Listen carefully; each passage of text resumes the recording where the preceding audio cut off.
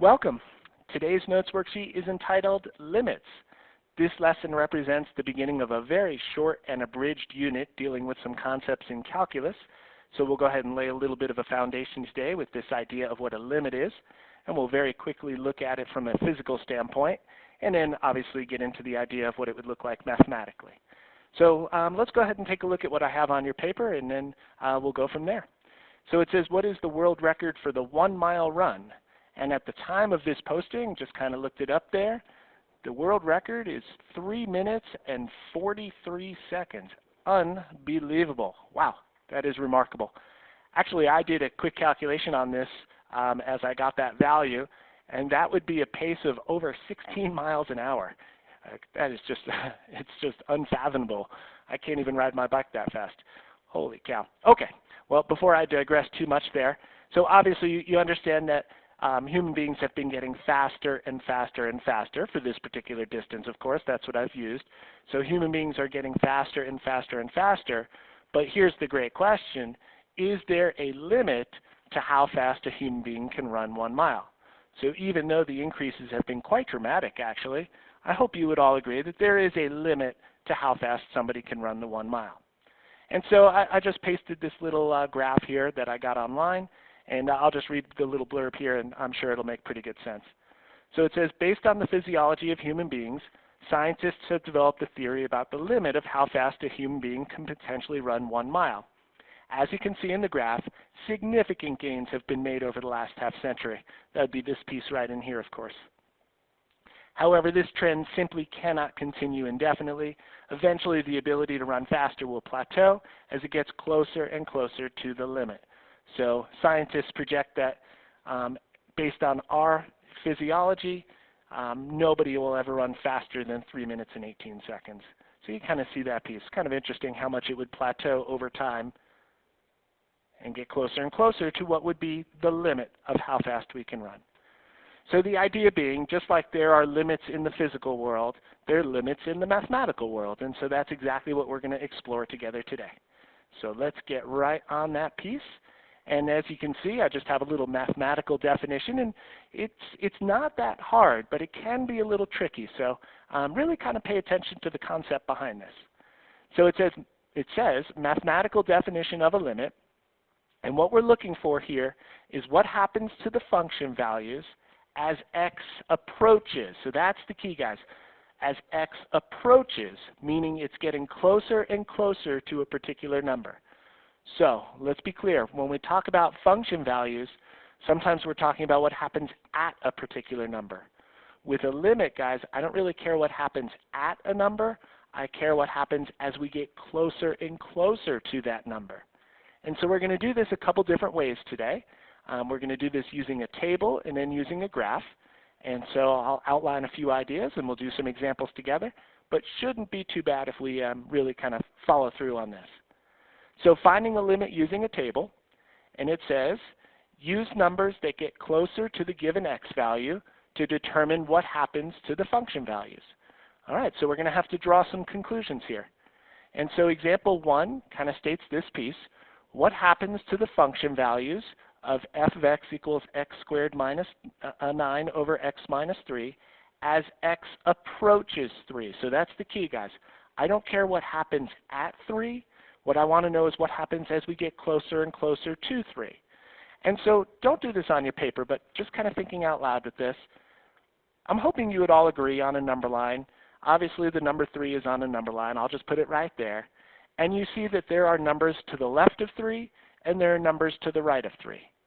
And so what we want to do here is pick numbers to the left of 3, and we want to get closer and closer and closer to 3. Now, I'm also going to go ahead to the right-hand side and pick numbers to the right of 3. And I'm going to get closer and closer to 3 from the right-hand side. And so you could see that I've selected some, and these are arbitrary to be honest, but I selected a couple numbers that are to the left of 3 on the number line. And notice, 2.9, that's a good one. That's fairly close to 3, right? This one's even closer. This one's even closer. And guys, of course, could I continue? Could I do numbers closer and closer and closer to 3? Sure. There are an infinite number of numbers as we get closer and closer to 3. So I just picked a few arbitrary ones. Okay, now look to the right of 3. 3.1, that's a nice number just to the right of 3. There's another one even closer. So coming closer to 3. Notice it, I'm coming closer and closer. I even threw a couple arrows in there so you could see. Theoretically, guys, I'm getting closer and closer to 3 from the left and from the right. Okay, so we just grab a calculator and we go to work. Let's fill in this table. So guys, bring up your calculator if you would. I'm going to do the same on mine. I've got some old stuff in there. Let's clear that out. And let's go for it. So parentheses, and I'm going to put 2.9 in. So 2.9 squared minus 9, and then divide by, and again parentheses, 2.9, and then minus 3. So guys, I'm going to treat each of these as my x values, and I'm going to put them into the function and try to make a determination on what's going on with those function values. So if I put 2.9 into the function, guys, I get 5.9. Throw that in right there. Okay, I'll do a couple more here. I probably won't do each and every one because I don't see, maybe you'll do a couple, but for me to do it, I think it just wastes a little bit of time. So I've got that right there. There's the top. And then down on the bottom, 2.99 minus 3. Again, looking good. All I'm doing is plugging it in. And you can see in this case, I have 5.99. All right. I have it on my sheet, by the way. And I believe this one would be 5.999. Okay, good. Now I'll do a couple coming from this direction too, just to kind of see that pattern. And then again, what we want to do is draw a conclusion. We want to extrapolate as to what's going on as I get closer and closer to 3. So I put in some numbers to the left of 3, and I get a good sense of what's going on to those function values. All right, now let's do the same. So I'll start on the outside there. So I do 3.1 squared minus 9, do that on top, divided by, and guys, 3.1, and then minus the 3. And notice in this case, I get about 6.1. All right, good. Very good, as a matter of fact. Let's keep it going. I'll do one more here just to make sure we've got it, and then again, maybe we can draw a conclusion right away. So let's put 3.01 in. That's a little closer than this, right? This is close to 3. This one's even closer to 3. So let's see what happens when I do put that number that is pretty close to 3 in place. I do that right there, and as you can see, guys, you get about 6.01. All right, sounds good. If I put this one in, and I won't do that, so I won't waste the time at this stage, but we end up getting about 6.001. Guys, again, I would ask you this. Theoretically, could I put in more x values that are even closer to 3 than this right here? Sure. 2.99999, 2.9999, et cetera, et cetera. Could I even come closer and closer to 3 from the other direction? Absolutely. That's why these numbers are fairly arbitrary. There's really no end in sight. But did I do well enough that I can really start to make a conclusion here? What do the function values seem to be getting closer and closer to as I get closer and closer to 3 with my x's? And I'm hoping you would agree that these numbers seem to be getting pretty close to 6. Would they continue to get closer and closer to 6? Absolutely. So here's what we're going to write. We're going to kind of write it verbally and then get the notation in there, and this is what I need you to get comfortable with. So here's what I wrote. As x approaches 3, and I'm going to use an arrow to say it's approaching 3, not when x equals 3. Again, that's not what I'm after with a limit. But as x approaches 3, very simply, the function values seem to approach 6. And you can see, as x gets infinitely close to 3, f of x will get infinitely close to 6. And you can see that from both sides, hoping that is really self-evident. And so the way we would read this and write this out, and here's how I'm going to do it, we would say the limit, and there obviously is the buzzword of the day, the limit of x squared minus 9 over x minus 3 as x approaches 3. So the limit of our function as x gets closer and closer to 3 equals 6. So the limit is equal to 6. That's the key. All right, and the notation, of course, that we're going to see here, and then the general notation, and then maybe just one more word on this piece, and then we'll go right on to the next. So guys, the notation, you're going to have to get very comfortable with this. So I kind of wrote it out, the limit of x squared minus 9 over x minus 3 as x approaches 3, that's equal to 6. So what this would look like, guys, me putting this in more of a mathematical connotation, is LIM for limit. We put the x approaches 3 right underneath. So the limit as x approaches 3 of our function right here, x squared minus 9 over x minus 3. And that is equal to 6. That's how we would write the statement that I put above. So here we go. The limit as x approaches 3 of this function right here equals 6. And so the notation, guys, that you're going to be working with in very general terms is this. LIM for limit. Guys, x is going to approach a particular number, so there's our a, just to represent some constant.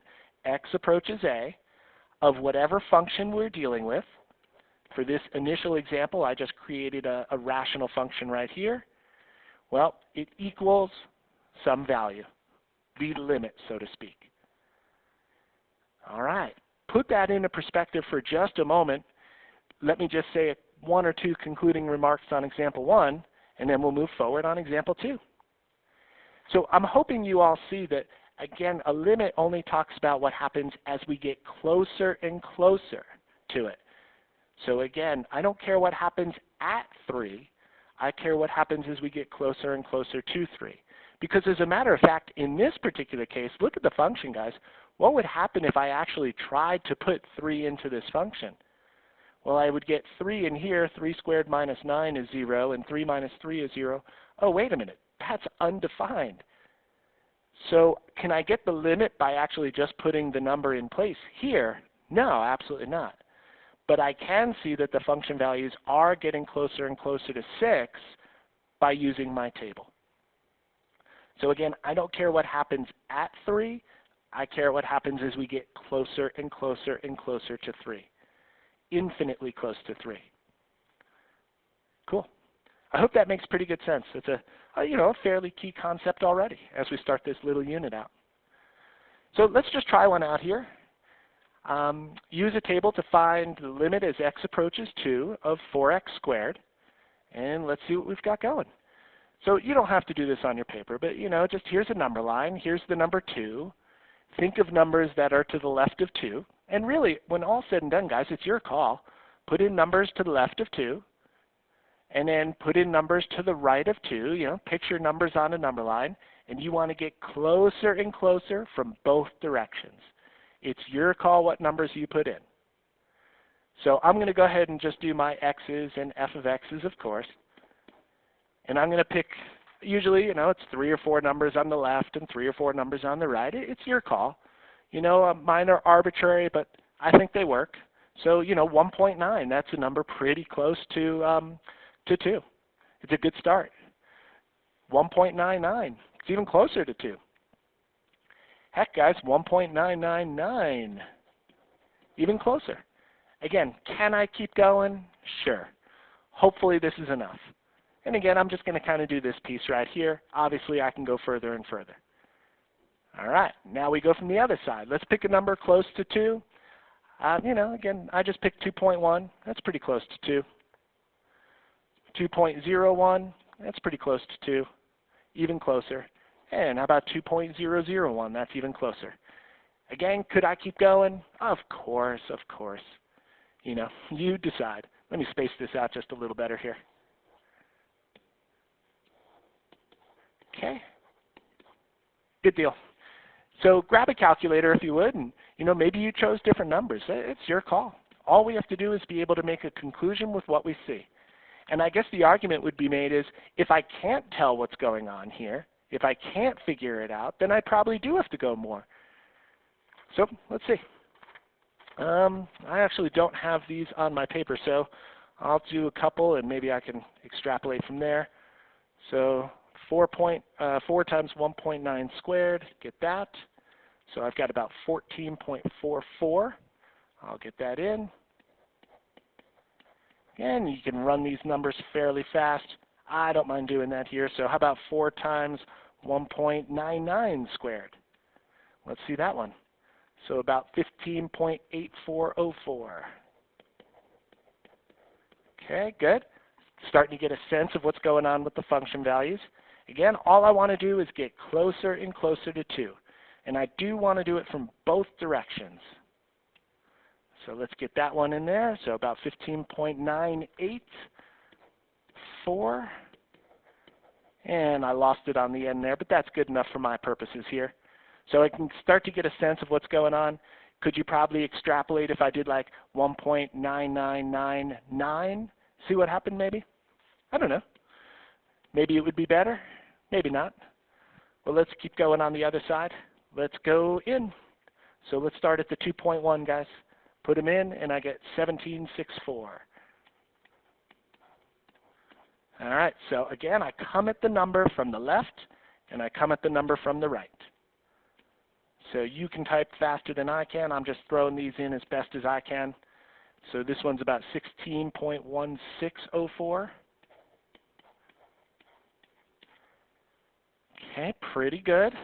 Now these are going to be pretty straightforward in that, you know, I could probably tell what number it's approaching. Obviously, guys, the more complicated the function, maybe the more difficult it is to kind of figure that piece out. So I've got about 16.016, and then I lost it, but again, that should suffice. So could I start to make a conclusion about what the function values are approaching from the left and from the right? Do they seem like they're approaching the exact same number? And in this case, it seems like they're approaching 16. And so the way we want to write this now, everybody, and I'm going to go ahead and find a little spot to do this. Let's get rid of this piece. And here's what we have, guys. Let's put it in right in place. The limit as x approaches 2 of 4x squared equals 16. And that's it. Again, I don't care what happens at 2. I care what happens as we get closer and closer and closer to 2. Okay, good. We're going to come up with some properties in the next lesson to hopefully shortcut this a touch. But the concept of what a limit is really the key for today's lesson. All right, guys, you're doing great. Keep up the good work. We'd love for you to do example 3, maybe even pausing it for a second. Come up with an idea here. Good little trig function, as a matter of fact. So we never really looked at what this was going to look like on the coordinate plane, but what would be the limit as x goes to 0 of sine of x over x? Now remember, I don't care what happens at 0. In fact, if I tried to put 0 in, I'd get some major trouble. All I want is what's going on as we get closer and closer to 0. So, you know, here's my number line. If you need to be visual, be visual. Think about numbers to the left of 0. Obviously, to the left of 0 would be negative. So again, just think about numbers. There's -1, there's -0.1, there's -0.01. You know, your choice, guys, your choice.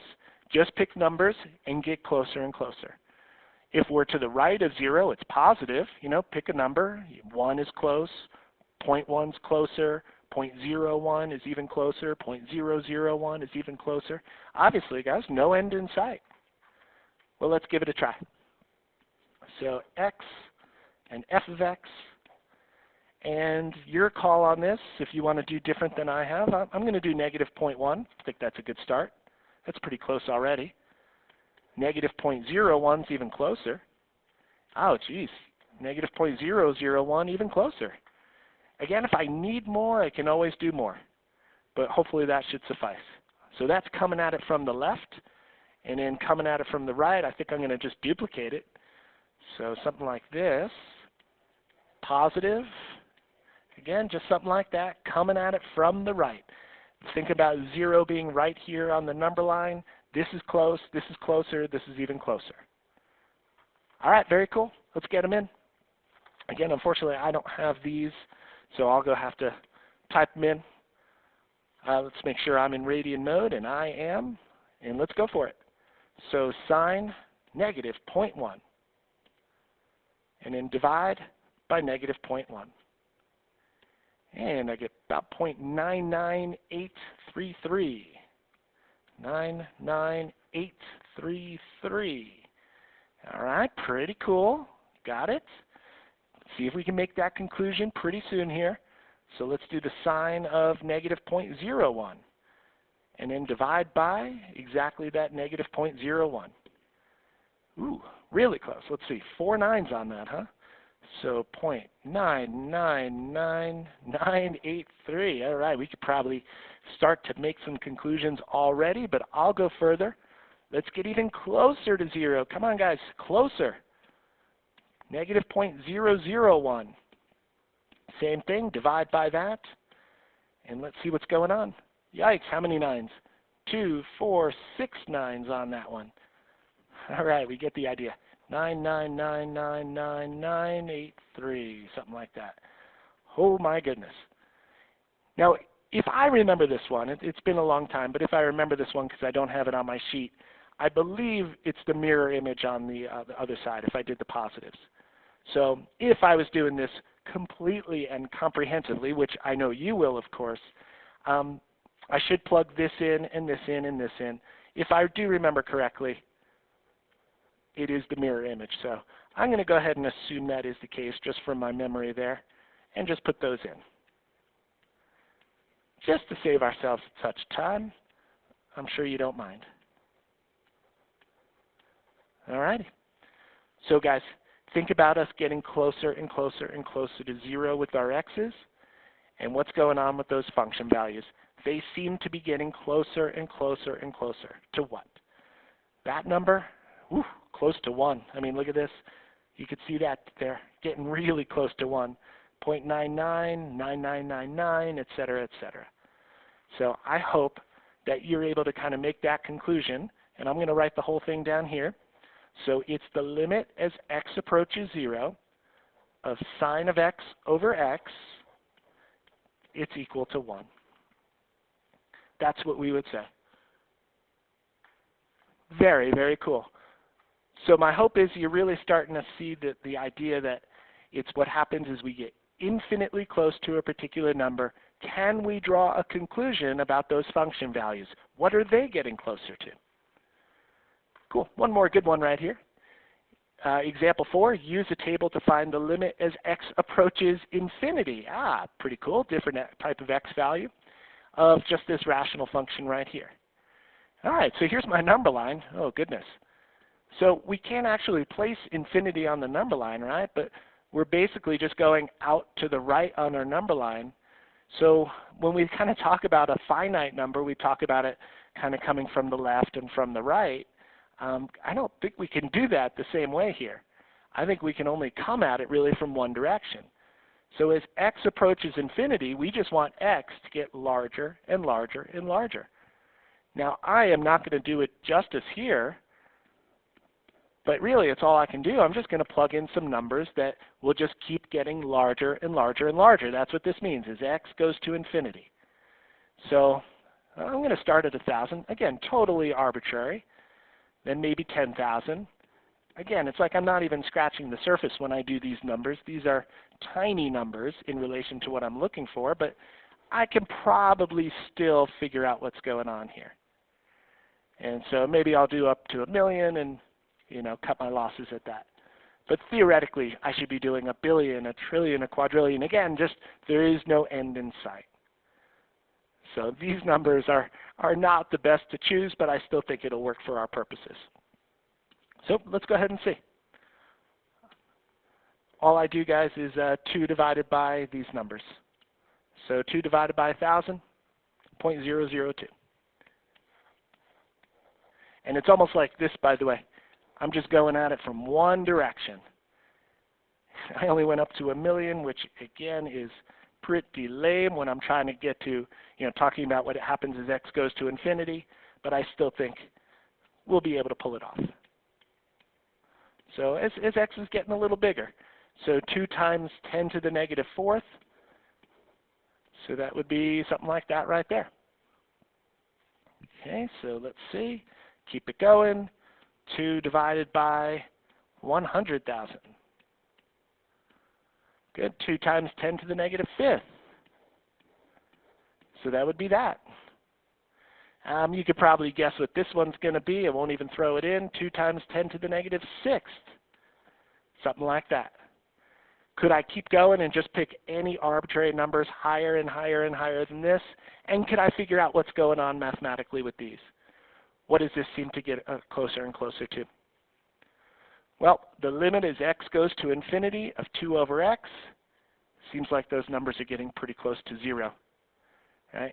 Isn't this a number close to 0? And this is a number closer to 0, and so forth. And so what we would say is that the limit as x goes to infinity of 2 over x is equal to 0. Great. So we've got 3 or 4 examples there just dealing with limits and using a table to kind of make some conclusions. That's fantastic. Let's do just one more. Let's see if we can put this together. In this case, though, guys, we're going to use a graph. So it says we are looking at what happens on the graph as we approach an x value, and here's the key, guys, not what happens at that x value. Hopefully I've been very clear about that piece. So 2 different things that we're talking about here today, especially with example 5. This one is a limit. This one is your basic input-output, your function value. Now, I tried to create a graph that was deliberately tricky here. And so the idea is this sort of is a linear graph, except at one point here we get this one point, a little hole. And at this hole, that function value is not right here, but it's actually sort of was translated. So think of an individual point just being plucked out of this line and being translated a couple units down and right there. So this is still a function, no doubt about that. And what I'm looking for is the limits for a couple situations here and in function values. Okay. Well, guys, first order of business. It says find the limit as x approaches 2 of this function. So if we want the limit as x approaches 2, again, I don't care what happens at 2. All I want to know is what happens as we get closer and closer to 2. So I'll leave this up to you. It's tough for me to do this with this pen, but I'm going to go ahead and just put a very light dotted line where x is 2. And I would encourage you to do the same.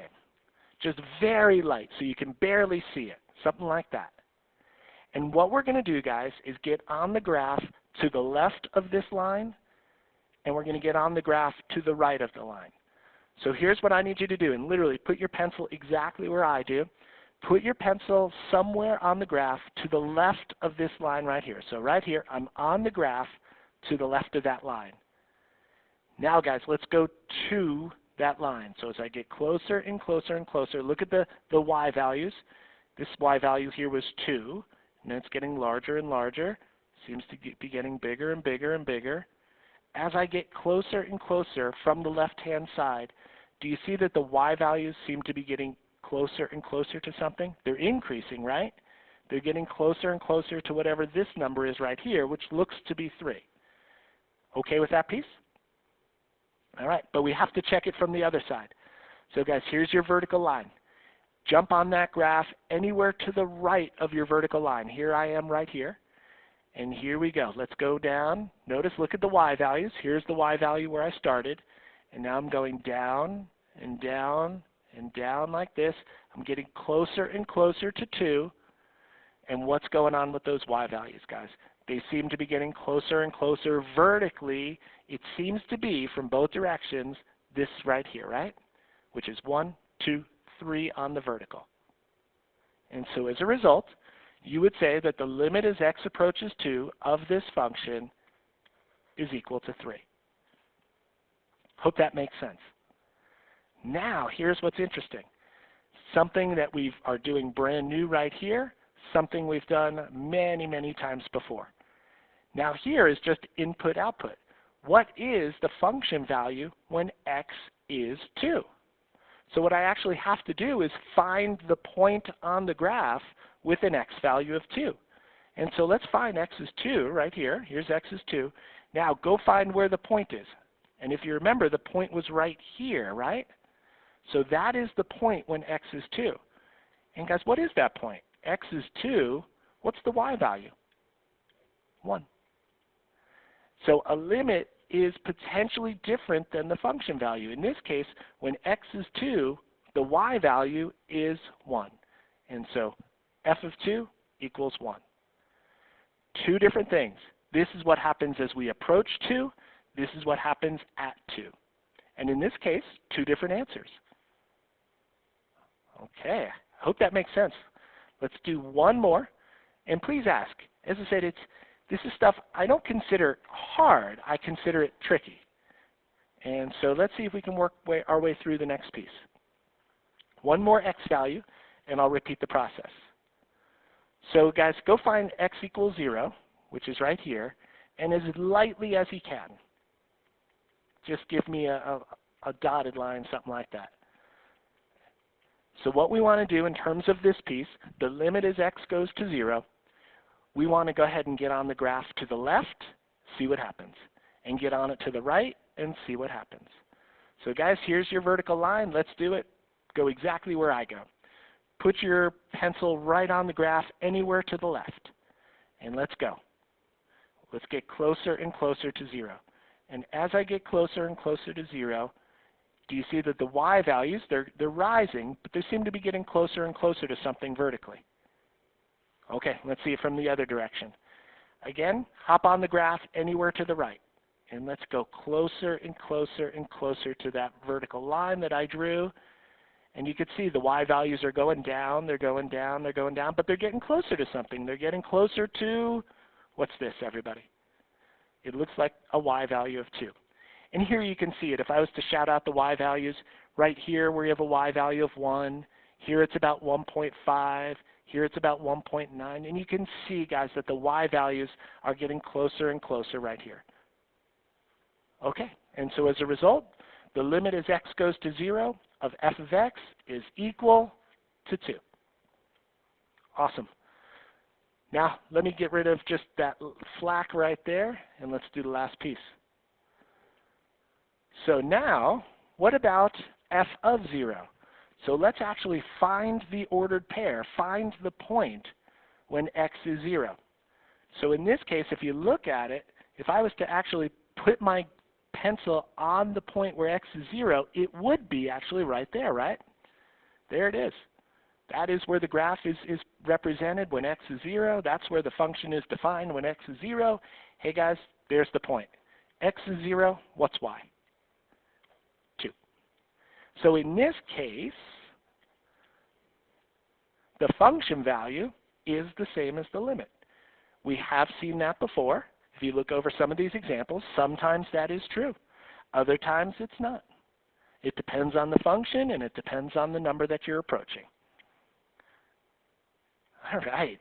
So you're going to try a couple. Obviously, I'll have some examples that mirror exactly these on your notes worksheet. Try them out. See what you can kind of figure out through a table and through a graph. Hopefully this process of working your way through makes pretty good sense. Please let me know if I can clarify on anything. All right. Well, thank you so much for listening. Get some practice on this. This is some different stuff, but I think you can handle it.